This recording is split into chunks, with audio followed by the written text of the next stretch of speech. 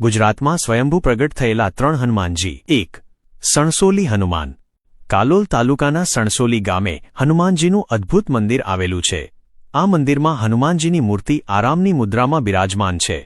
લોકવાયકા મુજબ મહાબલી ભીમનું અભિમાન ઉતારવા માટે હનુમાનજીએ આ સ્વરૂપ પ્રગટ કર્યું હતું અને આ સ્વયંભૂ મૂર્તિનો મહિમા હજારો વર્ષોથી અપરંપાર રહ્યો છે. 2. સાકરિયા હનુમાન. મોડાસાથી માત્ર 4 કિલોમીટર દૂર આવેલા સાકરિયા ગામે હનુમાનજી સ્વયંભૂ સ્વરૂપે સૂતેલી મુદ્રામાં બિરાજમાન છે. આ હનુમાનજી ભીડભંજન હનુમાનજી તરીકે પણ ઓળખાય છે.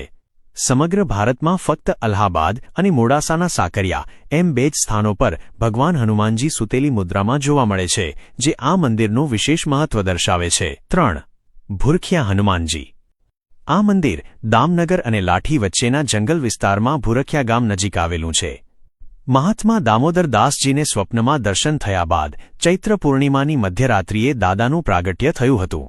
આ પૌરાણિક કથાના કારણે ભૂરખિયા હનુમાનજીનું મંદિર લાખો લોકોની આસ્થા અને શ્રદ્ધાનું મુખ્ય કેન્દ્ર બની રહ્યું છે. આવી રસપ્રદ માહિતી જાણવા માટે જોયું છે ને? સબસ્ક્રાઇબ અને ફોલો કરો.